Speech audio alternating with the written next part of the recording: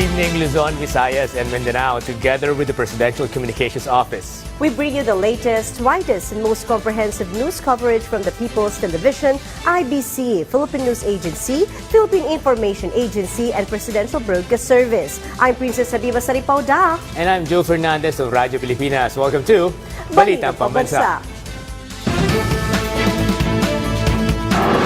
Tonight's headlines.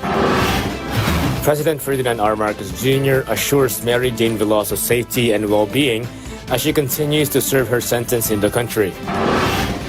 President Ferdinand R. Marcos Jr. meets with several cabinet secretaries to do a comprehensive review of the 2025 national budget after signing postponement. The House Quad Committee recommends the filing of crimes against humanity charges against former President Rodrigo Duterte and several others. President Ferdinand R. Marcos Jr. underscores the significance of new infrastructure projects in bolstering trade and tourism, generating more jobs and improving Filipinos' lives. The Marcos administration is doing its best to expedite the process for forfeiture of illegal Philippine offshore gaming operators or POGO properties and assets. Credit rating agency Fitch Ratings lauds the country's sound monetary policy to curb inflation.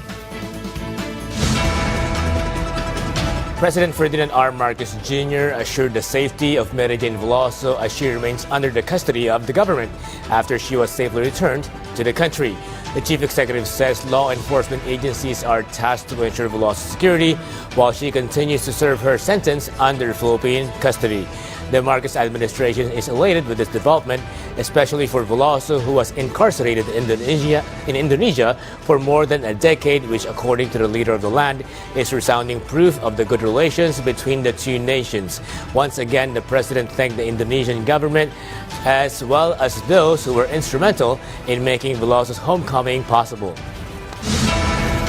Finally, Mary Jane Veloso was brought back to the country and got to spend some time with her family before undergoing the normal processes for persons deprived of liberty or PDLs. Authorities will continue to have custody of Veloso until such time when she is possibly released, which is left to the discretion now of the president. PTV's Charms Espina has the details.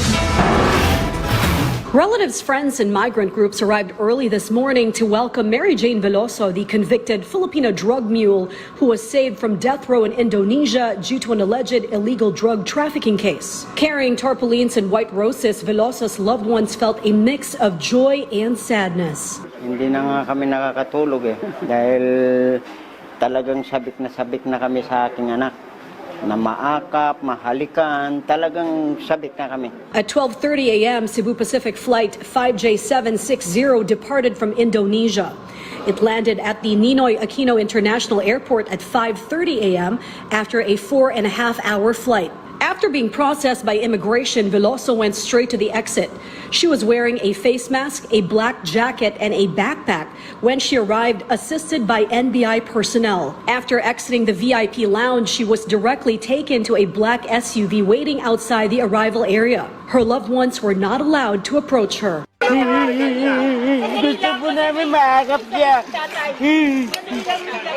But the reunion between Veloso and her children inside the Correctional Institution for Women in Mandaluyong City was emotional. Mary Jane's children could not contain their emotions and ran to hug her tightly after 14 years of separation due to her imprisonment in Indonesia.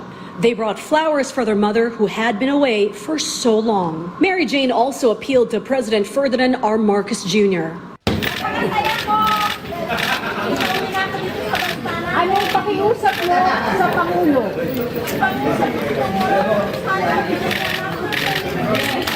The Department of Justice said Mary Jane will be subject to the laws of the Philippines now that she is here, although they leave the matter of her release to the president. That the moment Mary Jane Veloso is transferred here on custody, she would be subjected to all laws, regulations, and processes of the Philippine government that are accorded to any and ordinary person deprived of liberty. Bureau of Corrections Director General Gregorio Katapang Jr. will form a review board to study Mary Jane's served sentence in Indonesia. This is in connection with the possibility of her release through the Good Conduct Time Allowance Program or parole. In due time, we will be able to know if Mary Jane is qualified for GCTA, and then if there's a GCTA, has she served the minimum? So that will entitle her for parole.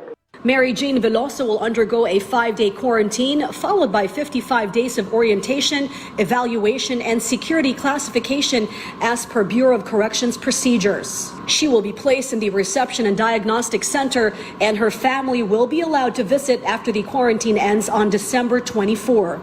She will then be moved to maximum security after completing the necessary processes. The Bucor has assured she won't be incarcerated together with or close to her legal recruiter. Her family hopes she will receive the executive clemency they've been praying for from the president before the year ends. From PTV Manila, Sharms Espina, Balitang Pambansa. A smashing success and early Christmas present, says the House leadership on Mary Jane Veloso's repatriation to the country this morning. House Speaker Martin Romualdez says Mary Jane's saga or story should caution all who work overseas of the perils and shenanigans of bad actors that could befall them, such as illegal drug cartels. Then again, Speaker Martin Romualdez also reminded everyone that Mary Jane was not alone because the Philippine government was fully behind her, aiding any which way it could legally, diplomatically, and financially. Meanwhile, House Committee Chair for Overseas Workers Affairs, Jude Asidre, sees Mary Jane as a beacon of hope and perseverance after getting past death row and a firing squad in Indonesia. On the other news, the 2025 General Appropriations Bill, the Bicameral Conference Committee handed to the President for approval, contained a lot of unexpected cuts in key government agencies. PTV's Mela Lismoras on the President putting on hold the 2025 budget ratification for a line item review, along with surrogates from the Cabinet, and ultimately making the necessary tweaks or adjustments. President Ferdinand R. Marcos Jr. has convened with Executive Secretary Lucas Bersamin, Finance Secretary Ralph Recto, Budget Secretary Amina Pangandaman, DPWH Secretary Manuel Bonoan, and NEDA Secretary Arsenio Balisacan to review the proposed 2025 national budget, ensuring alignment with the government's key development priorities. Appropriations Act on December 20 will not push through to allow more time for this rigorous and exhaustive review of the proposed measure that will determine the course of the nation for the next year. While they cannot yet announce a date of signing, they confirm that certain items and provisions of the national budget bill will be vetoed in the interest of public welfare. At the House of Representatives, several lawmakers expressed support and respect for Malacanang's decision. Hindi po kakaiba itong pangyayari na binibigyan panahon ng ehekutibo ang pag-review pa ng report ng forma ng budget. It's only an indication that the President is dutiful about exercising his role in the budget-making process. Ito po'y senyales na nasa isang malusog at masigasig tayong demokrasya. Kudos sa ating Pangulo at we look forward to a better. Alam mo, lahat naman ng mga bagay sa mundo na-improve naman yan, di ba? We just have to listen to one another. According to Senate President Francis Escudero, it is part of the legislative process and the executive is well within its rights and prerogatives to review, study, and make line item vetoes. While for Senate Committee on Finance Chair Grace Poe, she also said this is a sign of a healthy democracy and she supports the President's decision. From PTV Manila, Mela Lismoras, Balitang Pambansa.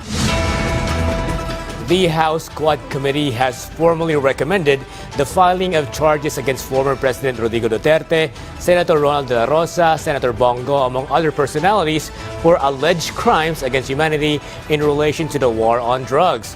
Earlier, during the final session day of the year, Quadcom lead chair Robert Ace Barbers presented their progress report. Among its contents was the case filing recommendation. According to Representative Barber's witness testimonies corroborated by evidence revealed a system that allegedly incentivized the killing of drug suspect, a system allegedly modeled after the so-called Davao template and replicated nationwide. Following the presentation of their initial committee report, the House as a whole has adopted it and likewise approved the motion to transmit the progress report to concerned agencies for the filing of appropriate charges. This report is not merely an account of our work, Mr. Speaker.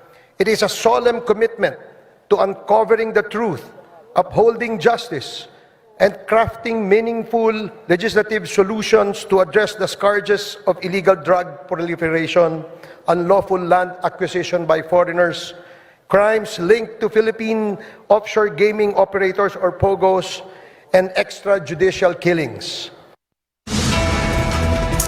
5 big-ticket infrastructure projects under the Department of Transportation will begin breaking ground and construction thereafter in the Visayas and Mindanao.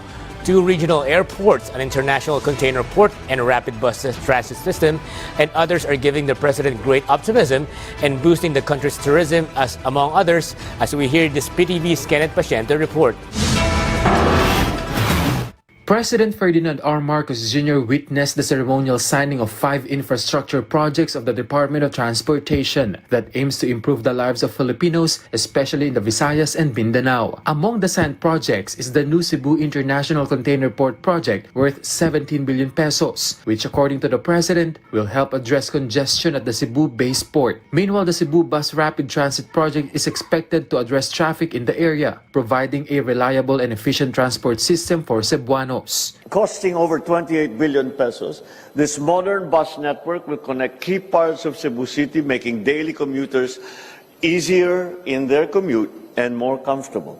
The President also highlighted that tourism in the province of Bohol will be further boosted through the Bohol-Panglao International Airport PPP Project Concession Agreement, which aims to develop the airport with funds amounting to 4.5 billion pesos. According to the President, this project is expected to generate 15 million pesos in annual revenue during the first 5 years, increasing to 200 million pesos annually after the concession period. But more than just the revenue, its true success will be the number of lives that it will change for the better in Bohol. It is a promise to our beloved people that they will be the first to benefit from the continued arrival of tourists and of investors. Agreements for the new Dumaguete and new Siargao regional airports were also signed, which according to the President will address and resolve the limited connectivity of these areas, making them more accessible to tourists. The Chief Executive assured the new airports will meet international standards. But beyond the technical aspects, what is important is a positive change that they will bring.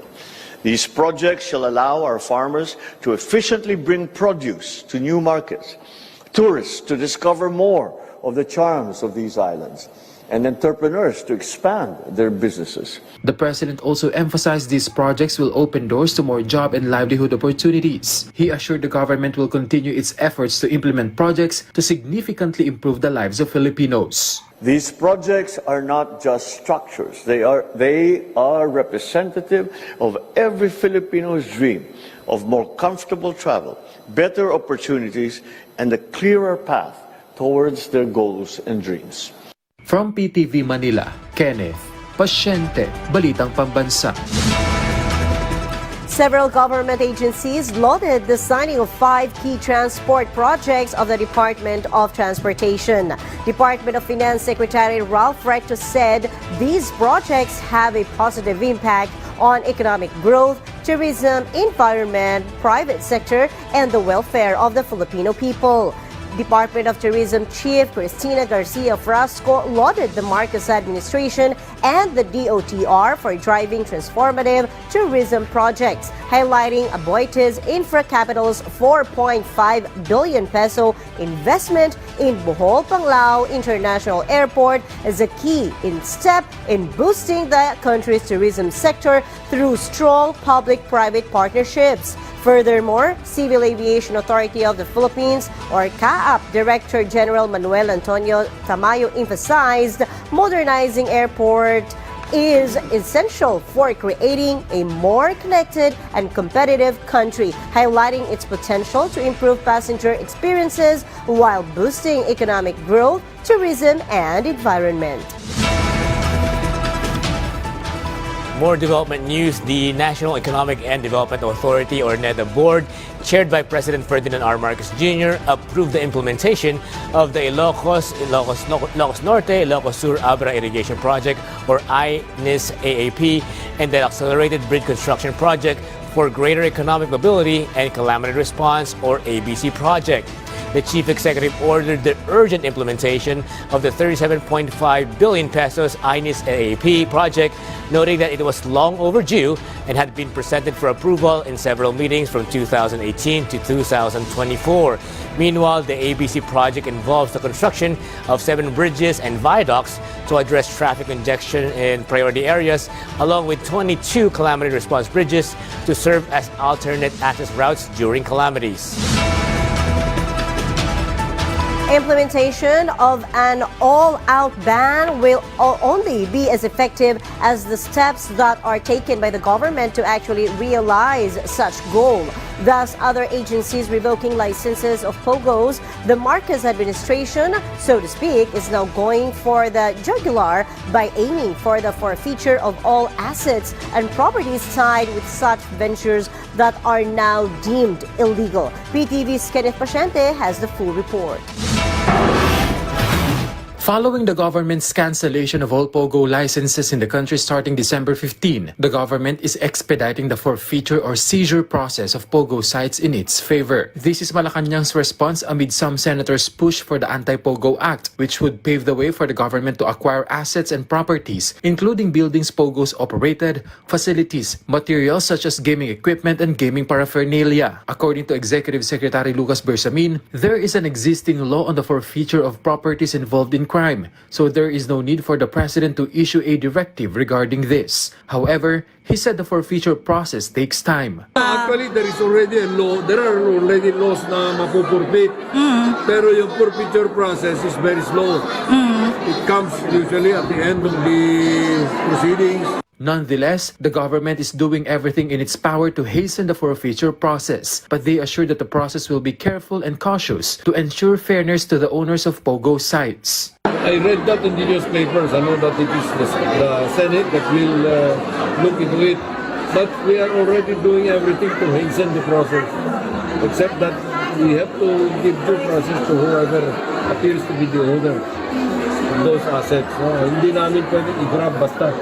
But we have already in place existing laws and regulations about forfeiture. When asked where the seized properties would be used, the palace insists any kind of purpose that is legit for government to use these properties. Yesterday, the largest POGO hub at Island Cove in Kawit, Cavite was shut down with an inspection team led by the DILG, PAGCOR, PAOK, and PNP. President Marcos Jr. issued a strong directive during his third State of the Nation address to ban POGOs in the country. The government also assured to crack down on guerrilla POGO operations or their underground activities despite the current and total ban in the Philippines. From PTV Manila, Kenneth Pasyente, Balitang Pambansa. In related news, the Bureau of Immigration will apprehend foreign nationals who failed to downgrade their 9G visa and did not leave the country starting January 2025. These are foreigners who used to work for Philippine offshore gaming operators or POGO companies in the Philippines and continue to refuse to leave despite the total POGO ban. They will automatically be blacklisted and deported by next month, according to BI Commissioner Joel Viado. According to BI records, no less than 1,000 foreigners have not yet downgraded their visas. Beyond December 31, pag hindi pa ho nila ginawang magpa-downgrade, pumunta sa opisina namin at umalis, they will be blacklisted at subject na po sa deportation proceedings. For our weather, Tropical Depression Kirubin has weakened into a low-pressure area or LPA. Based on the latest forecast from Pag-asa, the weather system was last located 220 kilometers east of Hinatuan, Surigao del Sur, or 275 kilometers east of Surigao City, Surigao del Norte. Eastern Visayas, Caraga, Davao region, and the rest of Visayas and Mindanao will experience cloudy skies with scattered rains and thunderstorms. Meanwhile, the shear line will bring cloudy skies with scattered rains and thunderstorms in Bicol region, Quezon, Marinduque, Romblon, and Oriental Mindoro. Cagayan Valley, Cordillera Administrative Region, Aurora, Metro Manila, and the rest of Luzon will have cloudy skies with light rains due to the northeast monsoon. Coming right up, the Agriculture Department will launch the Sulit rice in January. An island in Bohol is among the top 10 trending global destinations for 2025. What is that? Let's find out when Balitang Pambansa returns.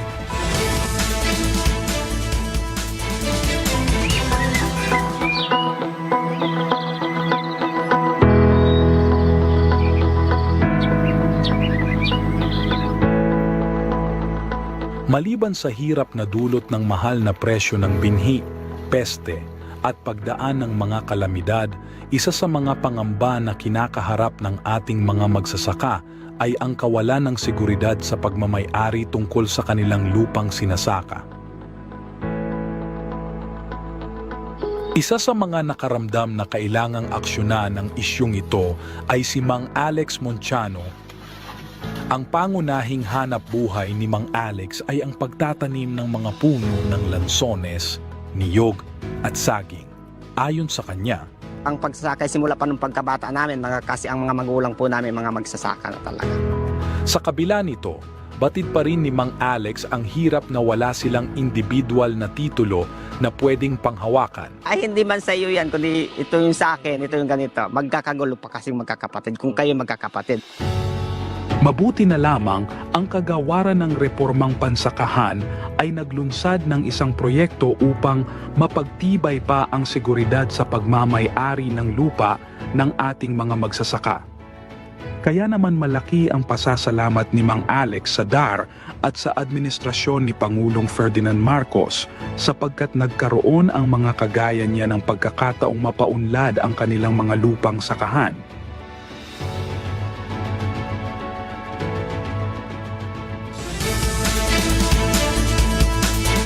Sa unang episode ng Schoolmates ngayong 2025. Happy anniversary, schoolmates! Happy anniversary! Let's kick off our 10th anniversary celebration in the City of Pines. At pag-uusapan natin ang kultura at tradisyon ng Cordillera kasama ang ating mga schoolmates. Ibaloy, Kancanaay, Kalanguya, Ibontok, Ifugao. Hindi lahat tinatawag na igorot. Wag natin kakalimutan na i-approach din yung mga elders natin kasi sila yung may alam ng mga kultura natin dito. Our culture is our God-given identity. Yes. So we should be proud of it kasi dun tayo nakikilala. Schoolmates, now on its 10th year, tuwing Webes ng gabi, dito lang sa PTV.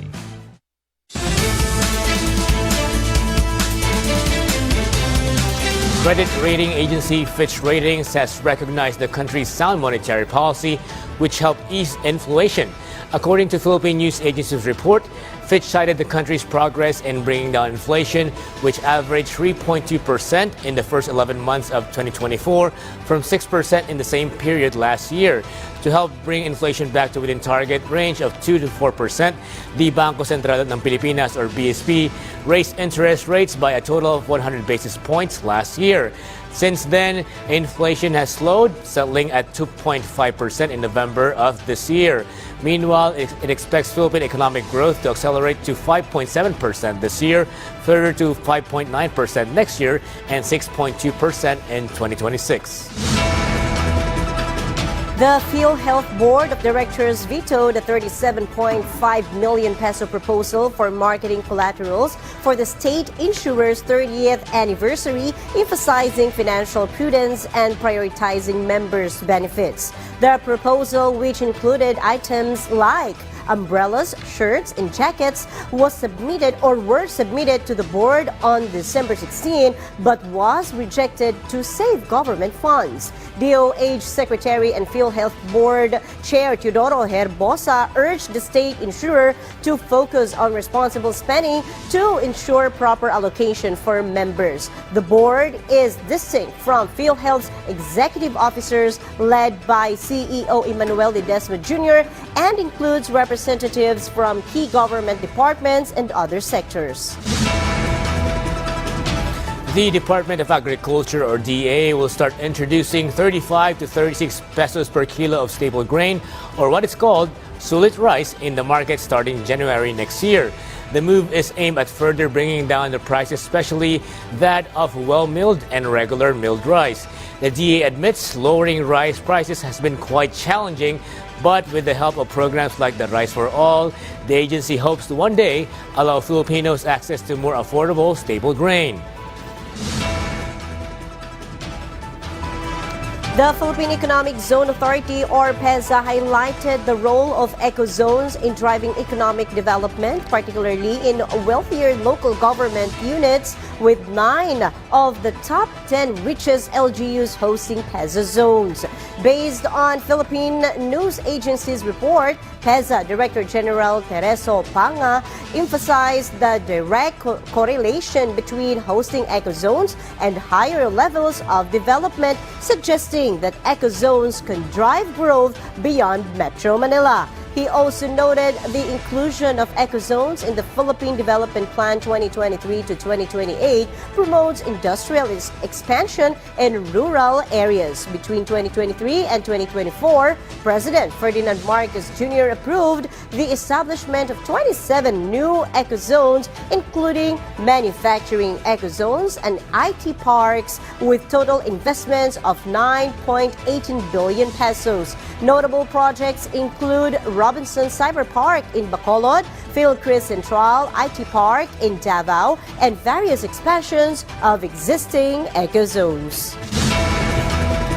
Defense Secretary Gilberto Chidoro Jr. rejected a ceasefire with the CPP, NPA, NDF, calling it a move that would legitimize a Jurassic group struggling for relevance.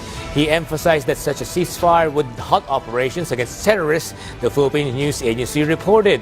The armed forces of the Philippines stated the communist insurgents can no longer conduct large-scale operations but are preparing for potential retaliatory attacks as the CPP marks its 56th anniversary on December 26. AFP spokesperson Colonel Francel Margaret Padilla confirmed internal security operations will continue, with only one weakened guerrilla front remaining out of 7 at the start of the year. President Ferdinand R. Marcos Jr. has directed the AFP to resolve the insurgency issue with completely and significant progress already achieved.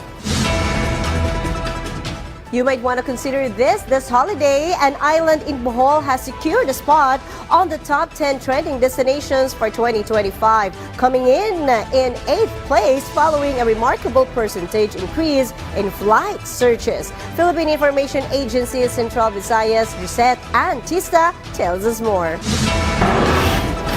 Looking for a travel destination? Try Panglao Island in Bohol. Panglao Island has emerged as one of the top 10 trending destinations worldwide for 2025.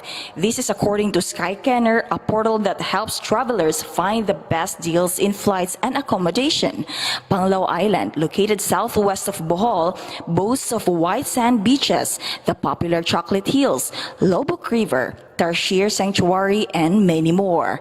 It is a pride of Central Visayas and the country that Panglao Island, Bohol, has earned recognition.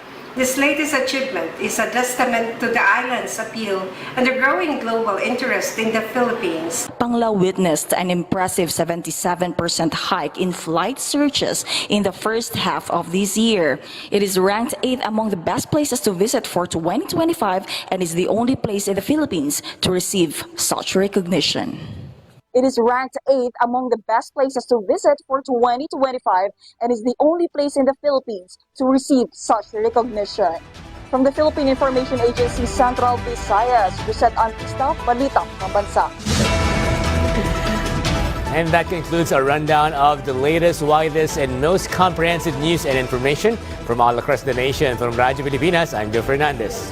This is your trusted news source, always ready to inform and serve the Filipino people. Catch Balitang Pambansa again tomorrow at 7 a.m., 12 noon, 6 p.m., and 9:30 p.m. for more updates and developments. From Radyo Pilipinas, I'm Princess Habiba Saripauda, and this is Balitang Pambansa.